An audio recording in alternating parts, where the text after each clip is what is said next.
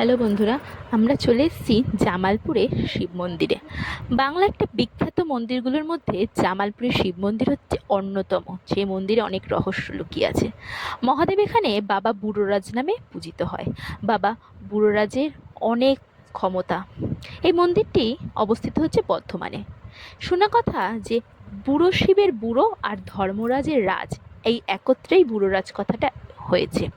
এই মন্দিরে ভগবান শিব ও ধর্মরাজ একত্রে পুজো হয়। ফলে এই মন্দিরে দুই দেবেরই কৃপা পাওয়া যায়। এই মন্দিরে চালাঘর আর মেঝে এখনো মাটির। প্রায় 500 থেকে 600 বছর আগে ঘন জঙ্গল ছিল। সেই সময় সেই জঙ্গলে একটা উইয়ের ঢিপি ছিল শোনা গেছে।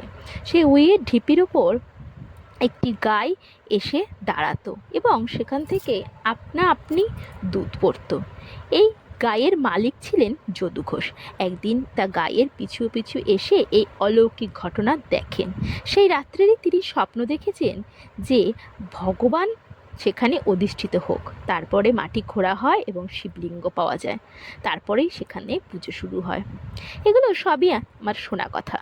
এখানে শিব রাত্রে গাজনে আর বুদ্ধ পূর্ণিমার সময় বহু মানুষের ভিড় হয়, মেলা বসে। এছাড়াও শ্রাবণ মাসেও অনেক মানুষের ভিড় হয়েছে।